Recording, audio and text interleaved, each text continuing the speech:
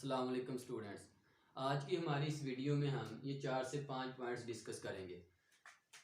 देखने में तो ऐसे लगता है जैसे बहुत ही कॉमन सी ये टर्म्स हैं, लेकिन in actual they are very tough. इनमें कुछ ऐसे भी वर्ड्स हैं जो बहुत ही मुश्किल हैं, जिनका हमें पता ही नहीं होता। इनमें सबसे पहले क्या है जी, लेटर। कि लेटर्स क्या होते हैं, जिनको आप अल्फ़ाबेट भी बोल देते हैं। उसके बाद जी वर्ड, वर्ड क्या होता है। इसके बाद सिंटेंस, इसके बाद पार्ट्स ऑफ सिंटेंस, इसके बाद kinds of sentence according to meaning. ये 4 से 5 चीजें आज की हमारी इस वीडियो में हम इंशाल्लाह डिस्कस करेंगे। अब इसमें करेंगे क्या कि लेटर का वर्ड के साथ क्या रिलेशन होता है, इसके बाद वर्ड का सिंटेंस के साथ क्या रिलेशन होता है, सिंटेंस के पार्ट्स कौन कौन से होते हैं और वो कैसे कहने के कायम होते हैं, कैसे वो बनते हैं।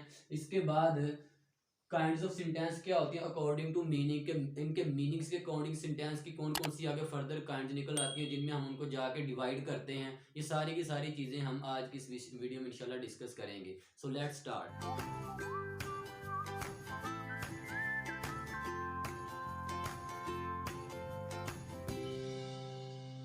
सबसे पहले हम डिस्कस करेंगे लेटर और अल्फाबेट के दोनों में डिफरेंस क्या होता है। लेटर और अल्फ़ाबेट दोनों में कोई भी डिफरेंस नहीं होता, ये सिर्फ नाम का डिफरेंस है, चीज़ें अंदर से सेम ही हैं। अब देखें, अगर लेटर के बारे में कोई पूछे कि लेटर क्या होते हैं, तो आप क्या कहेंगे कि अल्फ़ाबेट इन इंग्लिश लैंग्वेज और कॉल्ड लेटर्स। कि इंग्लिश लैंग्वेज में जितने भी अल्फ़ाबेट्स होते हैं वो सारे के सारे लेटर्स कहलवाते हैं।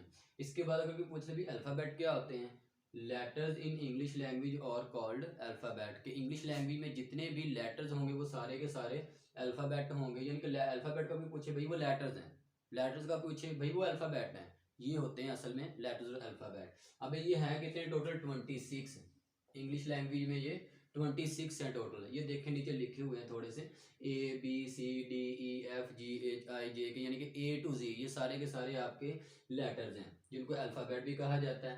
ये ऊपर वाले कैपिटल हैं और नीचे वाले स्मॉल, यानी कि दो तरह के होते हैं। कहीं पे हमने कैपिटल यूज़ करने होते हैं, कहीं पे हमने स्मॉल यूज़ करने होते हैं। ये फिर अगली वीडियोस में हम इंशाल्लाह ये भी डिस्कस करेंगे कहाँ पे हमने कैपिटल यूज़ करना है, जाके कहाँ पे हमने इसको स्मॉल लेटर्स में रखना है। ये सारे के सारे आपके स्मॉल और कैपिटल लेटर्स होते हैं।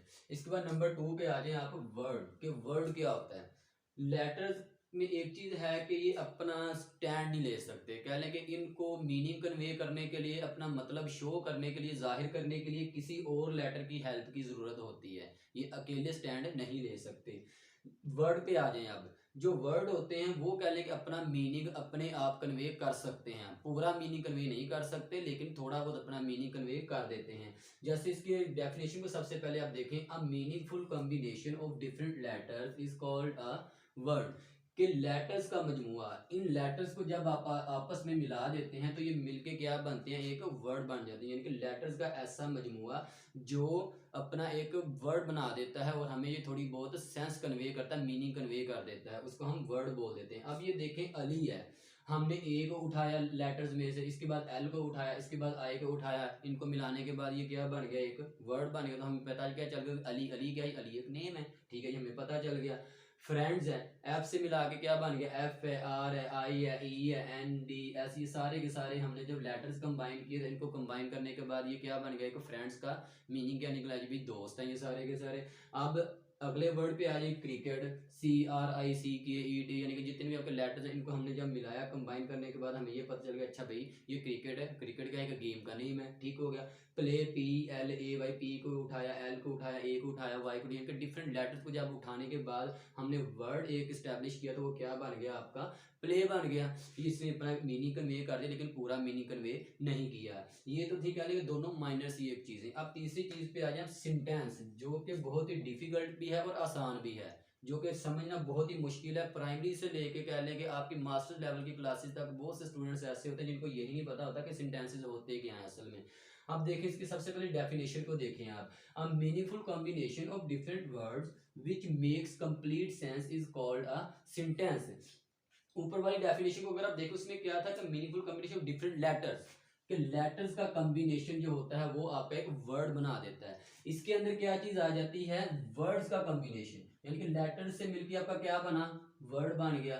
और वर्ड से मिलके आपका क्या बन गया, सेंटेंस बन गया। यानी कि जितने भी आपके वर्ड्स होते हैं जब हम उनको कंबाइन करते हैं, इकट्ठे लिखते हैं, तो वो आपको आगे एक सेंटेंस बना देते हैं जो हमें पूरी एक सेंस कन्वे कर देता है। अब वर्ड में देखें अली, हमें ये तो पता चल गया था भाई अली है, लेकिन क्या अली करता क्या है, वो क्या करता है। अब ये देखें नीचे हमने जब अली को उठाया, इसके बाद हमने प्ले को उठाया, ठीक है, इसको उठाने के बाद इस बार क्रिकेट को उठा ले, तो हमने इसने एक पूरी एक सेंस कन्वे कर दी कि भाई अली इज प्लेइंग क्रिकेट, कि अली क्रिकेट खेल रहा है, यहाँ हमें एक पूरी इसका पता चल गया।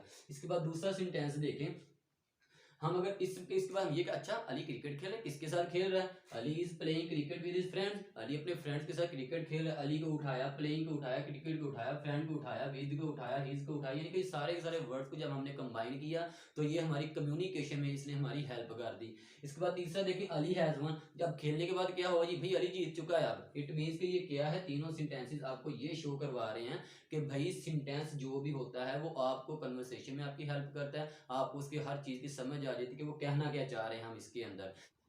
ये था सेंटेंस जिसका आपको पता चलेगा कि सेंटेंस ये चीज होती है। ये तीसरा पॉइंट था। अब चौथे पॉइंट पे आप आ जाए पार्ट्स ऑफ सेंटेंस के, सेंटेंस के पार्ट्स कौन कौन से होते हैं जिनसे मिलकर सेंटेंस एक पूरे का पूरा बन जाता है। इसके दो पार्ट्स होते हैं, एक होता है सब्जेक्ट और दूसरा होता है प्रेडिकेट।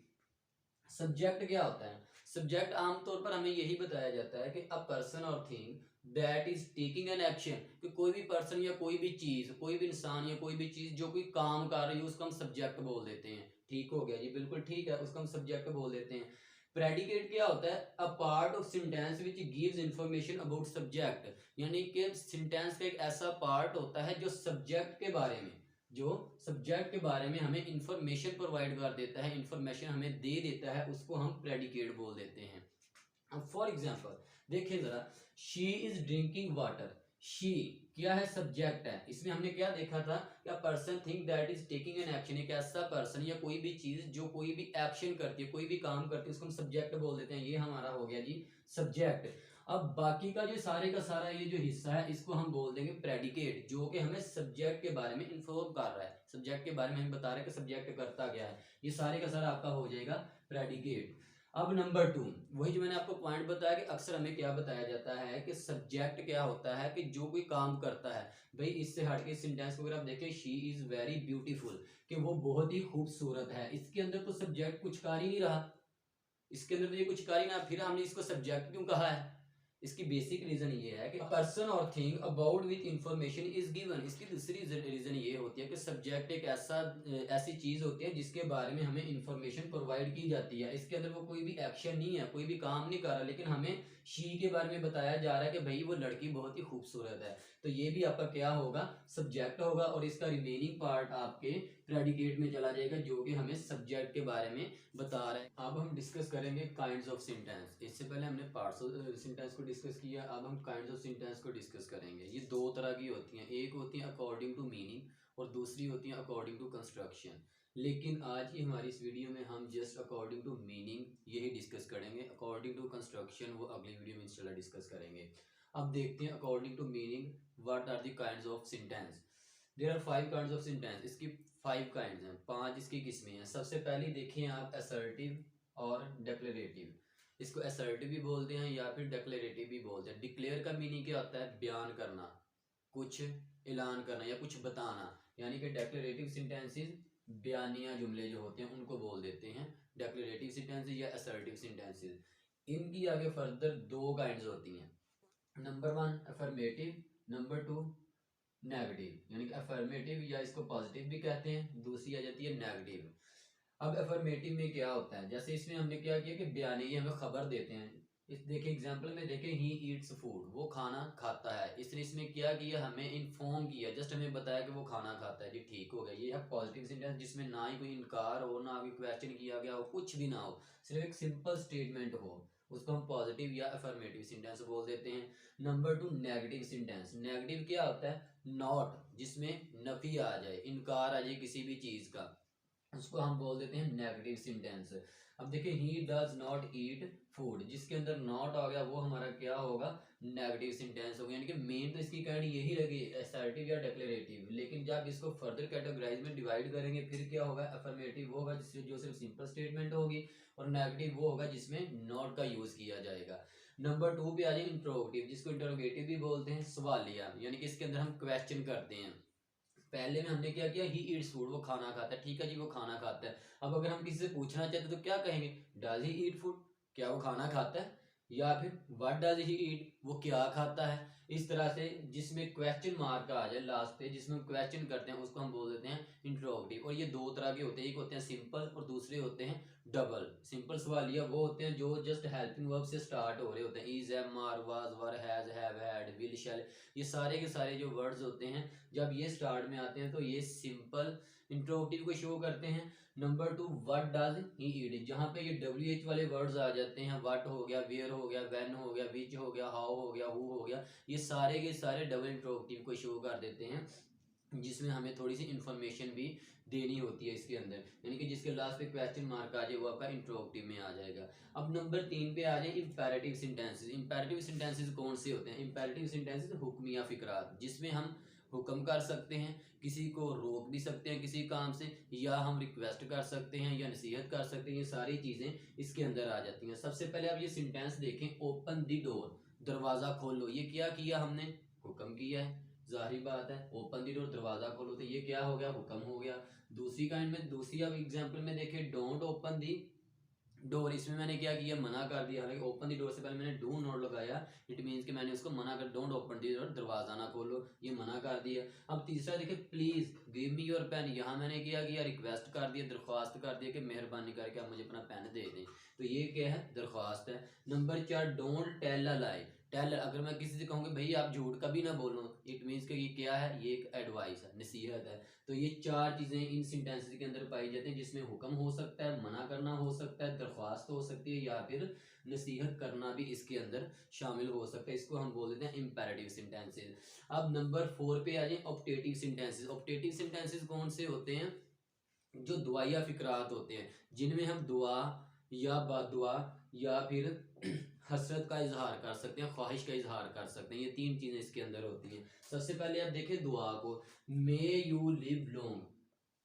अल्लाह करे कि तुम्हारी जिंदगी बहुत ही लंबी हो, तो ये क्या है, मैंने दुआ दे दी है। अब दूसरे सेंटेंस में देखिए, मे यू रुइन, अल्लाह करके तुम बर्बाद हो जाओ, तबाह हो जाओ, तो ये मैंने क्या किया, बददुआ दे दी है। Number 3 would that, would that का मीनिंग होता है काश, would that I were rich, काश मैं अमीर होता, यहाँ मैंने क्या किया, ख्वाहिश को शो कर दिया या हसरत को मैंने यहाँ आगे जाहिर कर दिया। यानी कि ये तीन चीजें इसके अंदर पाई जाती है, जिसमें दुआ हो सकती है, बददुआ हो सकती है, या फिर आपकी ख्वाहिश जिसका आप हसरत बोल देते हैं वो हो सकती है। और एक चीज़ और यहाँ मैं आपको ज़रा नोट करवाता जाऊँ, वुड दैट, वुड दैट जिस सेंटेंस के भी स्टार्ट में आ जाएगा, या अक्सर आपके फर्स्ट ईयर सेकंड ईयर के एमसीक्यूज में पूछा जाता है, वुड दैट जिस सेंटेंस के भी स्टार्ट में आ जाए तो उसके दूसरे हिस्से में आपने वार यूज़ करना होता है, वार भी यूज़ होता है और हैड बीन या हैड भी यूज़ होता है, लेकिन फिलहाल आप वार को अपने जहन में रखें कि वुड दैट अगर स्टार्ट में आ जाए तो दूसरे हिस्से में आपने वार को यूज़ करना होगा।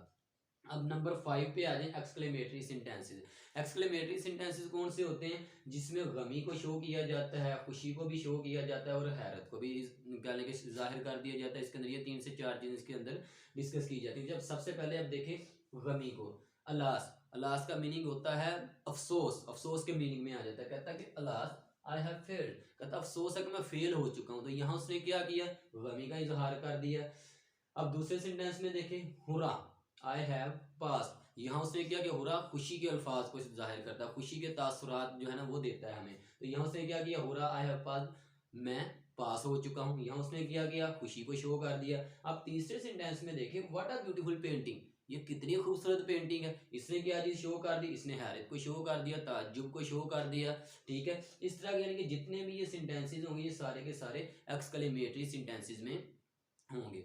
आई होप कि आपको यहाँ तक ये सारी की सारी समझ आ गई होगी। अब हमारी अगली जो वीडियो होगी उसके अंदर हम इसकी जो फर्दर दूसरी जो काइंड है, जो आपके प्राइमरी से लेके कह के मास्टर्स लेवल तक जो स्टूडेंट्स को कुछ भी उसके बारे में पता नहीं होता, और अक्सर आपके लास्ट टाइम भी 2020 का जो FPSC का कम्पिटिटिव एग्जाम हुआ था for the post of lecturer under 17 scale, उसके अंदर भी उसी में से कह लें कि क्वेश्चन बहुत से ज़्यादा पूछे गए, तकरीबन 6 से 7 क्वेश्चन उसके अंदर पूछे गए थे, जो कि अकॉर्डिंग टू कंस्ट्रक्शन सेंटेंस की काइंड्स हैं, उनके अंदर से क्वेश्चन वहाँ भी पूछे गए थे। बहुत ही इंपॉर्टेंट वो टॉपिक है, इंशाल्लाह वो हम हमारी आने वाली अगली वीडियो होगी उसके अंदर हम उनको डिस्कस करेंगे। तब तक के लिए अल्लाह हाफिज़।